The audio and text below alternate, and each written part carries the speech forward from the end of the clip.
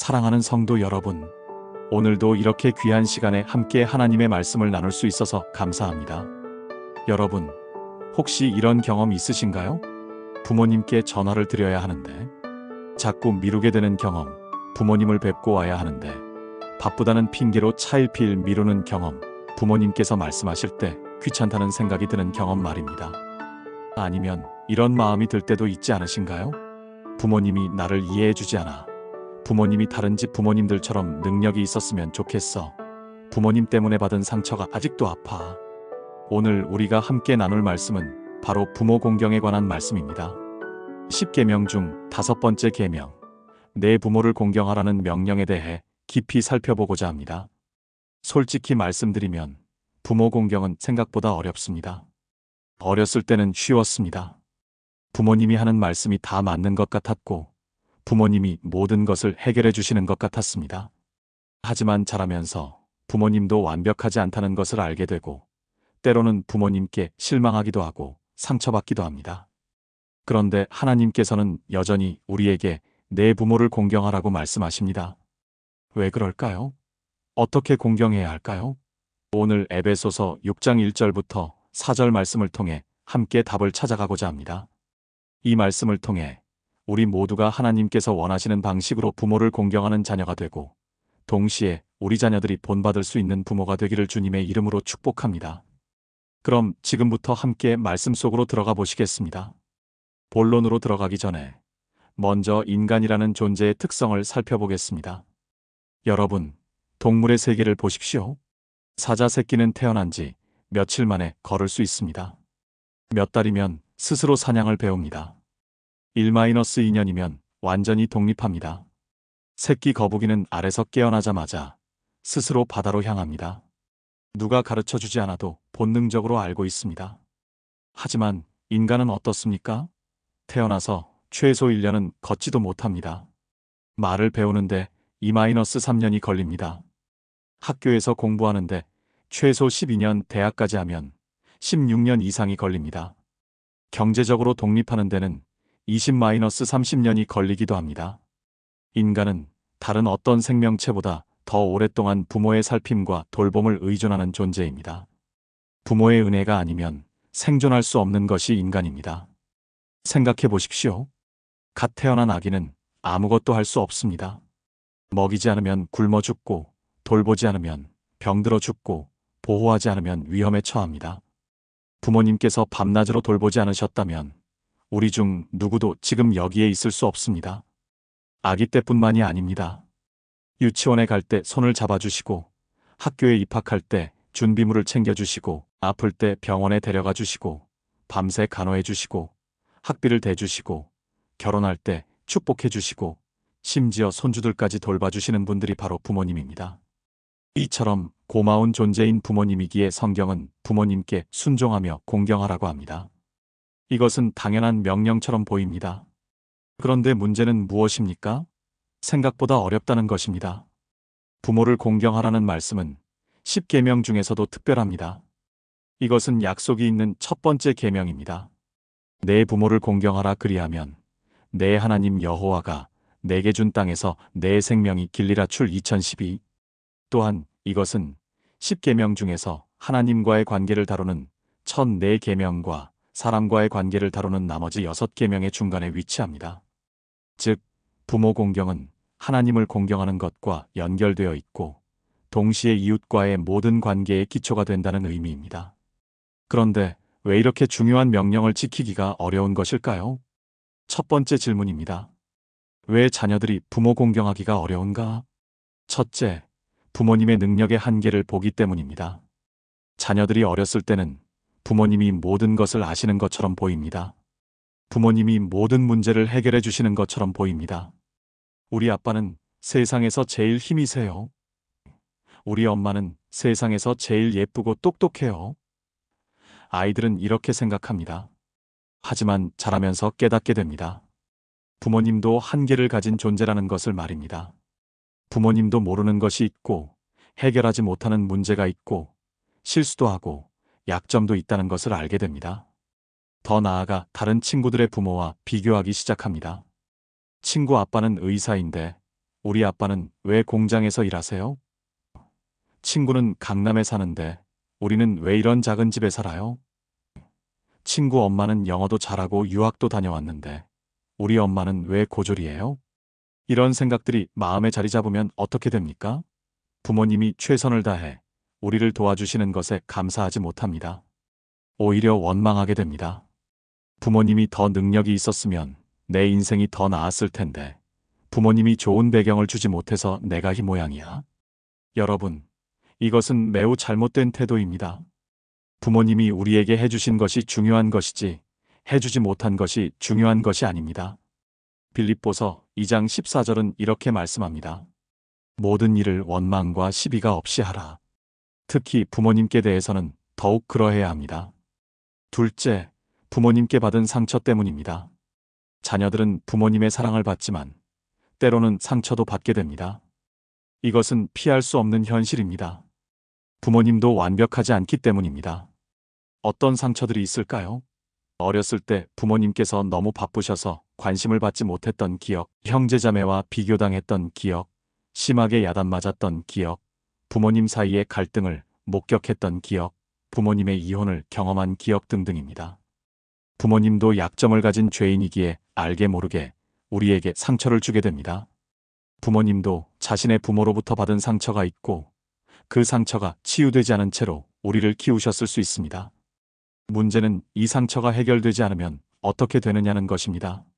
자녀들이 자라면서 부모님과 마음의 거리가 점점 멀어집니다.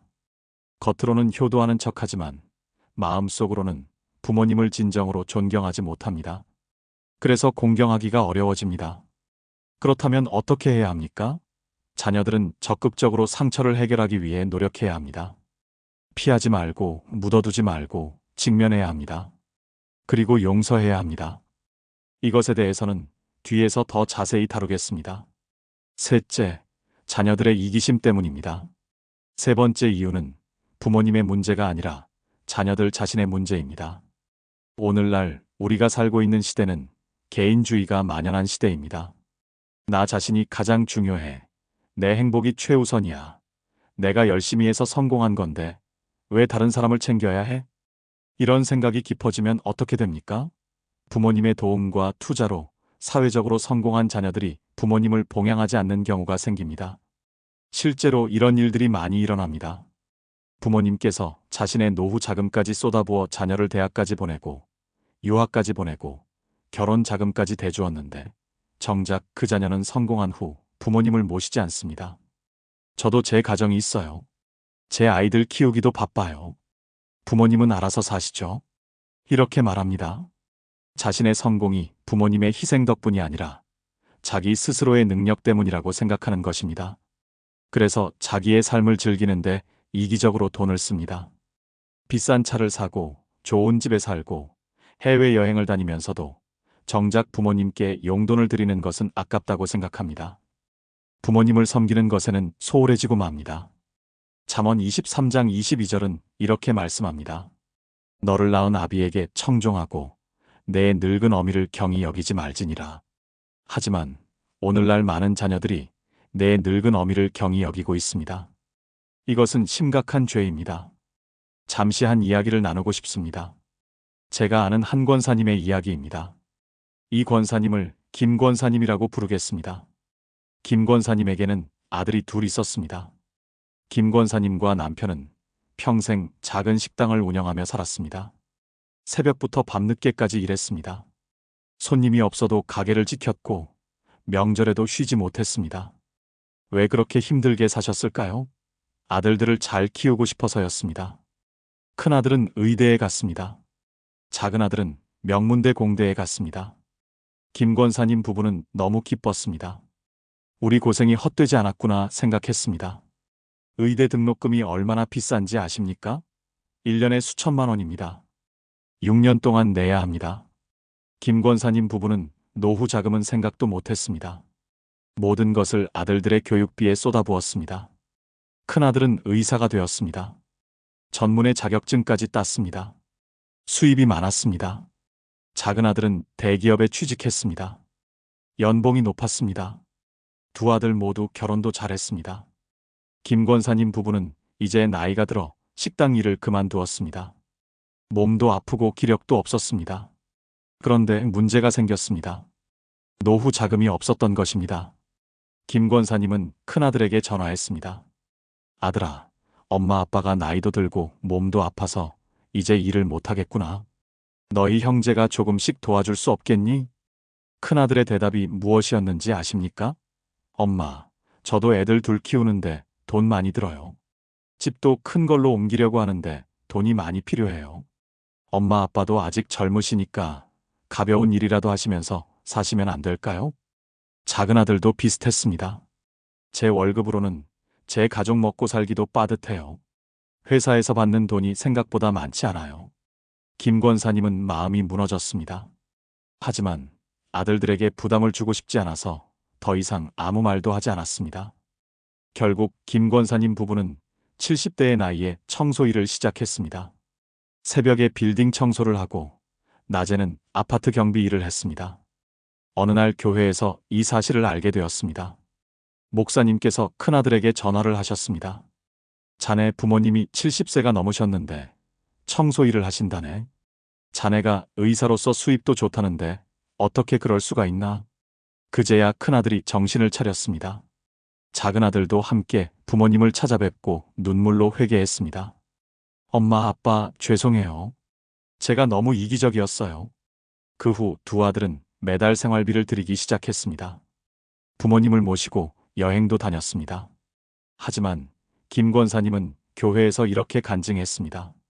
물질적인 도움보다 더 아팠던 건 마음이었어요. 내 자식들이 나를 소중하게 여기지 않는다는 것, 내가 평생 희생한 것을 당연하게 여긴다는 것이 정말 아팠어요. 지금은 아들들이 회개하고 잘해주지만 그때 받은 상처는 쉽게 지워지지 않아요. 여러분, 이것이 오늘날의 현실입니다. 부모 공경이 어려운 이유 중 하나는 바로 자녀들의 이기심입니다. 이제 두 번째 질문입니다. 하나님께서는 부모 공경에 어려움을 느끼는 우리에게 무엇을 말씀하십니까? 에베소서 6장 1절부터 3절을 함께 읽어보겠습니다. 자녀들아, 주 안에서 너희 부모에게 순종하라. 이것이 옳으니라. 내 아버지와 어머니를 공경하라. 이것은 약속이 있는 첫 계명이니 이로써 내가 잘되고 땅에서 장수하리라. 첫째, 부모 공경은 모든 일에 주 안에서 부모를 존중하는 것임을 기억하라. 바울 사도는 에베소 교회에 보내는 편지에서 제5계명인 부모를 공경하라를 어린 자녀들은 부모에게 순종하라로 구체화시켜 적용했습니다. 왜 그렇습니까? 자녀가 아직 어릴 때는 부모를 공경하는 것을 넘어 부모의 말씀에 순종하는 훈련이 필요하기 때문입니다. 어린아이는 아직 판단력이 부족합니다. 무엇이 위험한지, 무엇이 옳은지, 무엇이 유익한지를 잘 모릅니다. 그래서 부모의 지시에 순종해야 합니다.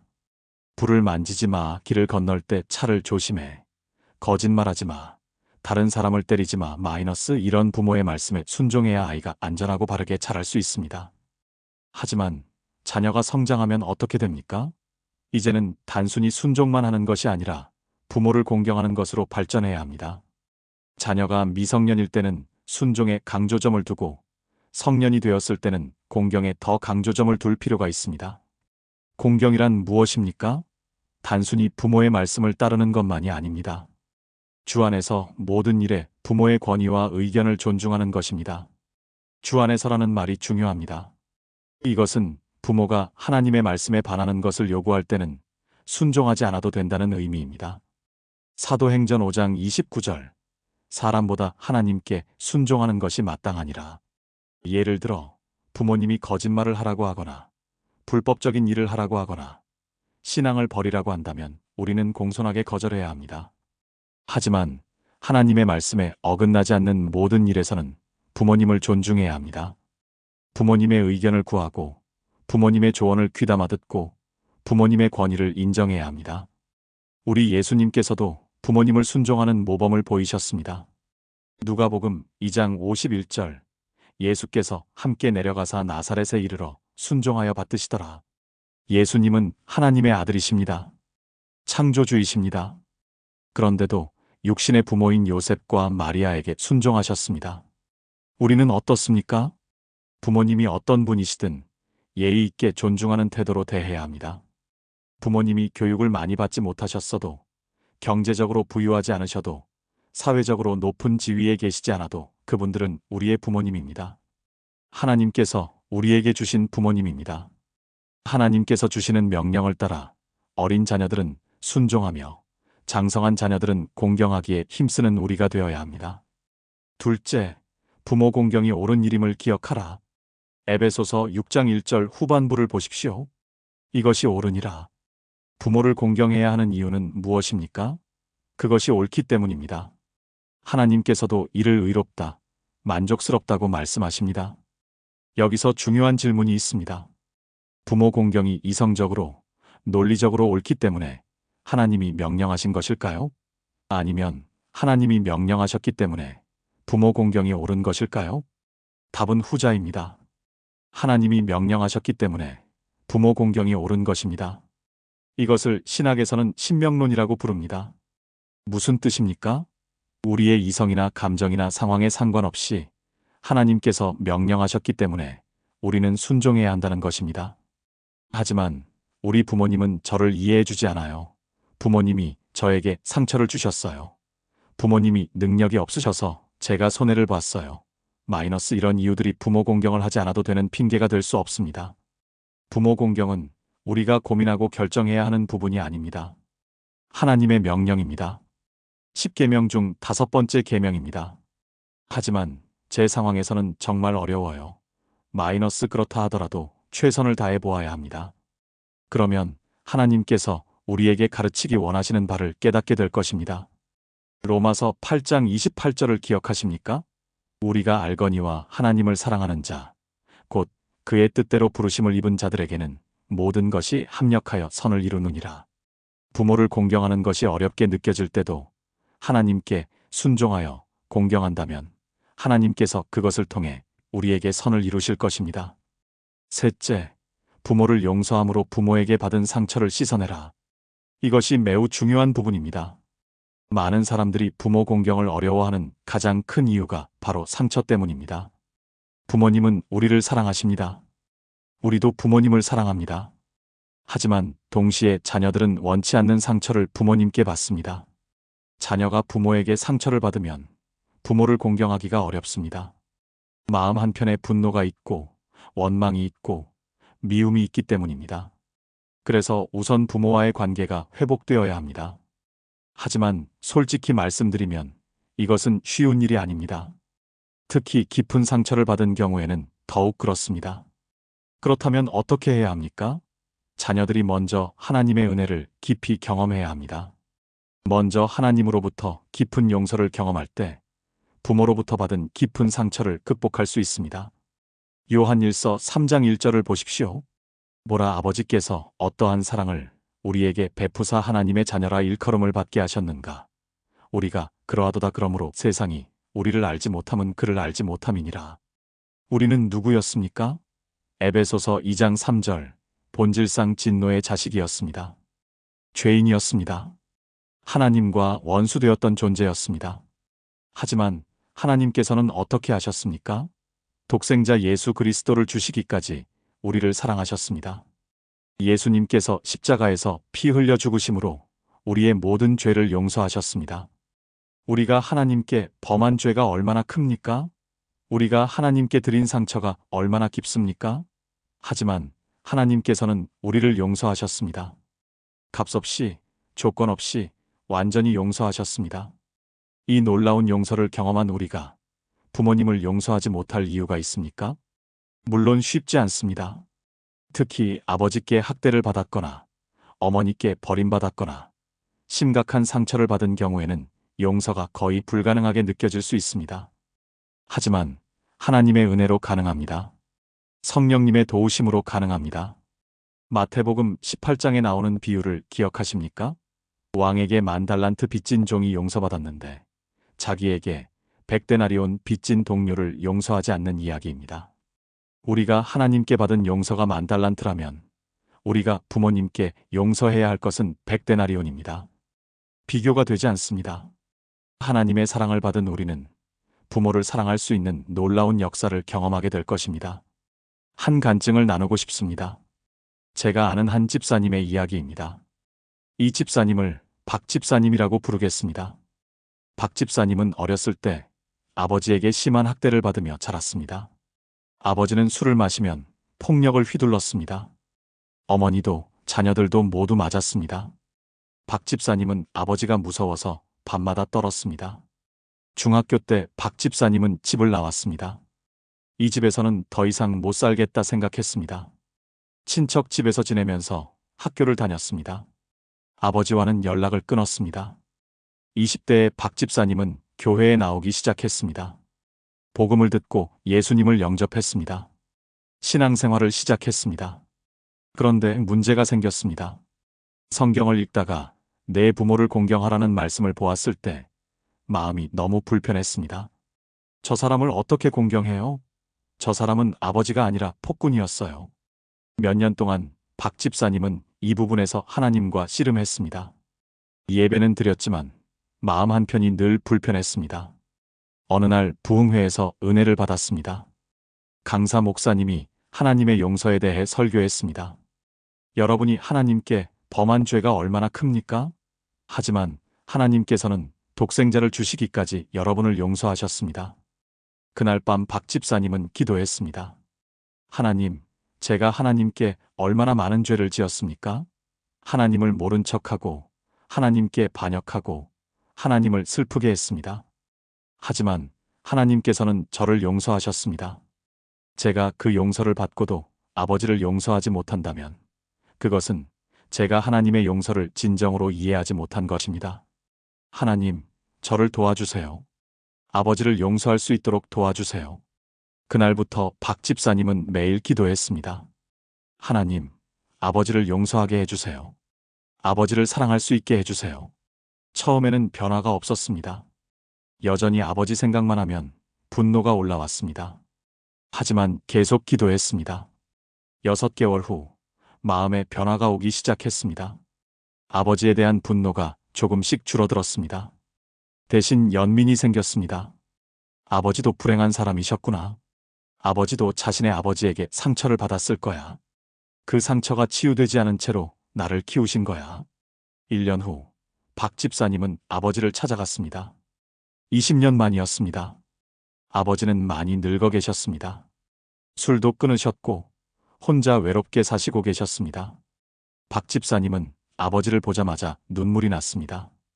분노의 눈물이 아니라 사랑의 눈물이었습니다. 아버지, 그동안 연락도 안 드려서 죄송합니다. 이제 제가 아버지를 모시겠습니다. 아버지도 눈물을 흘렸습니다. 내가 미안하다. 내가 어렸을 때 너무 못되게 굴었다. 용서해다오. 그날부터 박 집사님은 매주 아버지를 찾아뵙기 시작했습니다.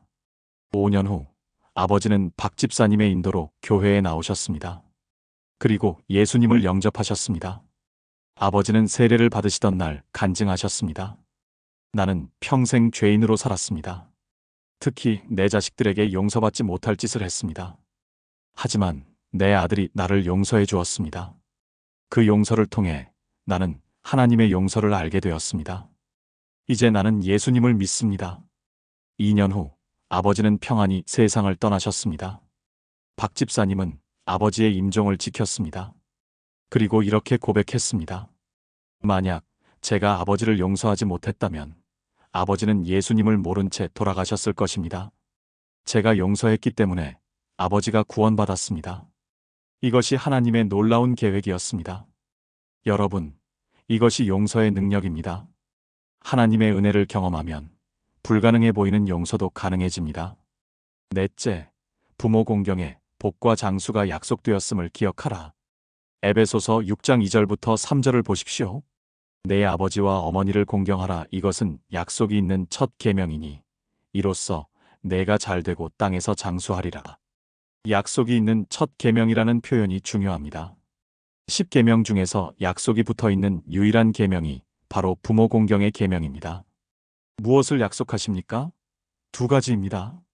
첫째, 내가 잘되고 마이너스 복을 약속하십니다. 둘째, 땅에서 장수하리라 마이너스 장수를 약속하십니다. 여기서 질문이 생깁니다.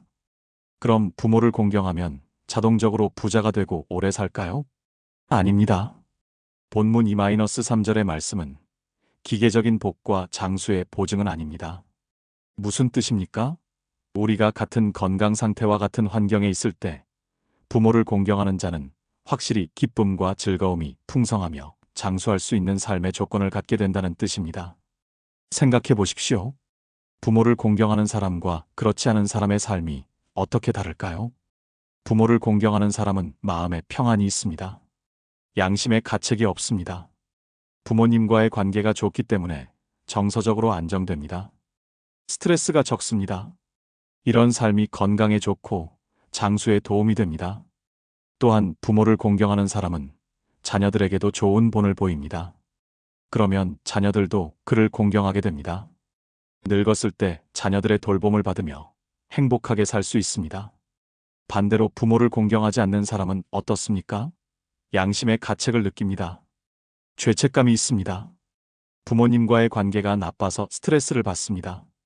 특히 부모님이 돌아가신 후에는 후회와 죄책감으로 평생 고통받습니다. 또한 자녀들도 그를 보고 배웁니다. 우리 아버지도 할아버지를 공경하지 않았으니 나도 아버지를 공경하지 않아도 돼. 그래서 늙었을 때 자녀들에게 버림받는 경우가 많습니다. 갈라디아서 6장 7절입니다. 스스로 속이지 말라. 하나님은 업신여김을 받지 아니하시나니 사람이 무엇으로 심든지 그대로 거두리라. 중요한 것은 이것입니다. 복과 장수라는 상이 탐나서 부모를 공경하는 것은 진정한 부모 공경이 아닙니다. 그것은 거래입니다. 내가 부모를 공경하면 하나님이 나에게 복을 주시겠지 마이너스 이런 계산적인 마음으로 하는 것은 진정한 공경이 아닙니다. 하지만 하나님의 명령을 존중하는 마음에서 진실되게 부모를 공경한다면 하나님께서는 이러한 복을 우리에게 허락하실 것입니다. 마태복음 6장 33절 너희는 먼저 그의 나라와 그의 의를 구하라 그리하면 이 모든 것을 너희에게 더하시리라. 하늘의 상급을 누리는 우리 모두가 되기를 바랍니다. 마지막 간증을 나누겠습니다. 제가 아는 한 장로님의 이야기입니다.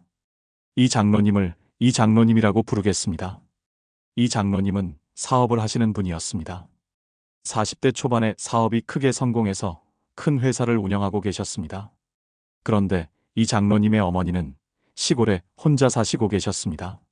아버지는 이미 돌아가셨고 어머니만 남으셨는데 어머니는 서울로 올라오기를 거부하셨습니다. 나는 평생 이 땅에서 농사 지으며 살았다. 죽을 때도 여기서 죽을 거다. 이 장로님은 고민이 많았습니다. 사업 때문에 바빴고 서울에서 시골까지는 차로 3시간이 걸렸습니다. 하지만 결정을 내렸습니다. 주말마다 어머니를 찾아뵈어야겠다. 그래서 매주 금요일 저녁이면 차를 몰고 시골로 갔습니다.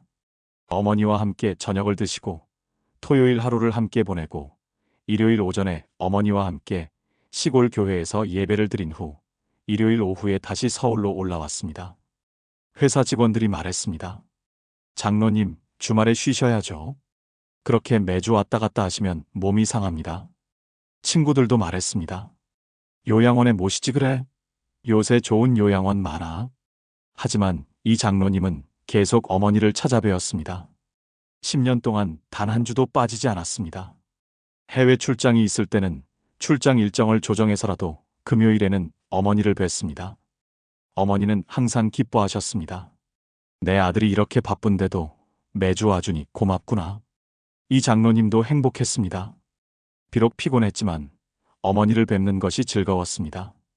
그렇게 10년이 지났습니다. 어머니는 87세에 평안히 세상을 떠나셨습니다. 임종을 맞이하시면서 어머니는 이 장로님의 손을 잡고 말씀하셨습니다. 아들아, 너는 정말 효자다. 엄마는 너 때문에 행복했다. 하나님께서 너를 축복하실 거다. 장례를 치르고 난 후 이 장로님은 눈물로 간증했습니다. 저는 한 번도 후회한 적이 없습니다. 10년 동안 매주 3시간씩 왕복 6시간을 운전했지만 그 시간이 제 인생에서 가장 귀한 시간이었습니다. 어머니와 함께한 그 시간들이 제 영혼을 살찌웠습니다. 그리고 놀라운 것은 제가 어머니를 섬기는 동안 제 사업이 더욱 번창했다는 것입니다. 하나님께서 제 사업을 축복하셨습니다. 어려운 순간마다 하나님께서 길을 열어주셨습니다. 더욱 놀라운 것은 제 자녀들이 저를 보고 배웠다는 것입니다. 제 큰아들이 말했습니다. 아버지, 저도 나중에 아버지를 그렇게 섬기고 싶어요. 제 딸도 말했습니다. 아버지, 아버지가 할머니를 섬기시는 모습이 너무 아름다워요. 여러분, 부모 공경은 손해가 아닙니다. 축복입니다. 하나님께서 약속하신 복과 장수를 저는 경험하고 있습니다. 여러분, 이것이 하나님의 약속입니다. 부모를 공경하는 자에게 하나님께서 복을 주십니다. 사랑하는 여러분, 이제 말씀을 정리하겠습니다. 부모 공경은 자녀의 의무입니다. 이것이 자동적으로 잘 되는 것이었다면 하나님께서 굳이 명령을 주시지 않았을 것입니다. 불효는 노력이 필요 없습니다. 그냥 내버려두면 자동으로 불효자가 됩니다. 하지만 공경에는 노력과 성령의 은혜가 필요합니다. 의식적으로, 적극적으로, 끊임없이 노력해야 합니다. 그리고 무엇보다 중요한 것은 이것입니다. 우리에게 시간이 많지 않다는 사실입니다. 여러분의 부모님은 지금 몇 세이십니까? 70대? 80대? 아직 60대라면 감사한 일입니다. 하지만 생각해 보십시오. 10년 후에는? 20년 후에는? 우리는 부모님과 함께할 시간이 생각보다 많지 않습니다. 1년에 한 번씩만 만난다고 해도 부모님이 80세이고 우리가 50세라면 앞으로 10번 정도밖에 만나지 못합니다. 10번입니다. 사랑하고 용서하며 살기에도 짧은 인생입니다. 뒤늦은 후회를 하지 말고 부모님을 제대로 공경합시다. 부모님이 돌아가시면 그때 효도할 걸 마이너스 이런 후회를 하는 사람들이 얼마나 많은지 아십니까? 부모님이 살아계실 때 효도하십시오. 돌아가신 후에는 아무것도 할 수 없습니다. 연약하고 부족하고 이해하기 어렵고 마음 불편하게 하는 부모님이라 하더라도 우리를 향한 그분들의 사랑이 우리가 생각한 것보다 훨씬 더 크다는 것을 기억합시다. 부모님은 우리를 위해 젊음을 바치셨습니다. 우리를 위해 꿈을 포기하셨습니다. 우리를 위해 돈을 쓰셨습니다. 우리를 위해 기도하셨습니다. 우리를 위해 눈물 흘리셨습니다. 완벽한 부모는 없습니다. 하지만 우리를 사랑하지 않은 부모는 거의 없습니다. 그 사랑을 기억합시다. 오늘 말씀을 요약하겠습니다. 첫째, 주 안에서 모든 일에 부모를 존중하십시오. 둘째, 부모 공경이 옳은 일임을 기억하십시오. 하나님의 명령이기 때문입니다. 셋째, 부모를 용서하십시오. 하나님의 용서를 경험한 우리가 부모를 용서하지 못할 이유가 없습니다. 넷째, 부모 공경에 복과 장수가 약속되었음을 기억하십시오. 부모 공경의 명령을 진지하게 여겨 순종할 때 우리 자녀들도 이 명령의 무게를 깨달아 부모를 공경하는 자들이 될 것입니다. 그리고 하나님이 베푸시는 복과 장수의 약속도 누리게 될 것입니다. 오늘부터 실천할 수 있는 구체적인 방법들을 제안합니다. 오늘 부모님께 전화드리십시오. 엄마, 아빠, 사랑합니다라고 말씀드리십시오. 이번 주말에 부모님을 찾아뵙거나 모셔오십시오. 함께 식사하고 대화하십시오. 부모님께 받은 상처가 있다면 용서하기로 결단하십시오. 매일 기도하십시오. 하나님, 부모님을 용서할 수 있게 도와주세요. 부모님께 감사 편지를 쓰십시오. 부모님께서 해주신 것들을 하나하나 적으십시오. 그리고 읽어드리십시오. 부모님의 필요를 채워드리십시오. 경제적으로, 정서적으로, 영적으로 필요한 것이 무엇인지 살펴보십시오. 부모님을 교회로 인도하십시오. 아직 믿지 않으신다면 복음을 전하십시오. 이미 믿으신다면 함께 예배드리고 기도하십시오. 자녀들 앞에서 부모님을 공경하는 모습을 보이십시오. 자녀들이 배우게 하십시오. 사랑하는 여러분, 오늘 우리는 에베소서 6장 1절부터 4절을 통해 부모 공경에 대해 깊이 살펴보았습니다. 부모 공경은 쉽지 않습니다. 하지만 하나님의 명령입니다. 그리고 약속이 있는 명령입니다. 오늘 이 말씀을 들으신 여러분 모두가 부모님을 진정으로 공경하는 자녀가 되기를 축복합니다. 그리고 우리 자녀들도 우리를 보고 배워서 대대손손 부모를 공경하는 가문이 되기를 주님의 이름으로 축원합니다. 댓글로 여러분의 부모 공경에 대한 다짐과 간증을 나눠주시면 함께 기도하겠습니다. 구독과 좋아요, 알림 설정도 부탁드립니다.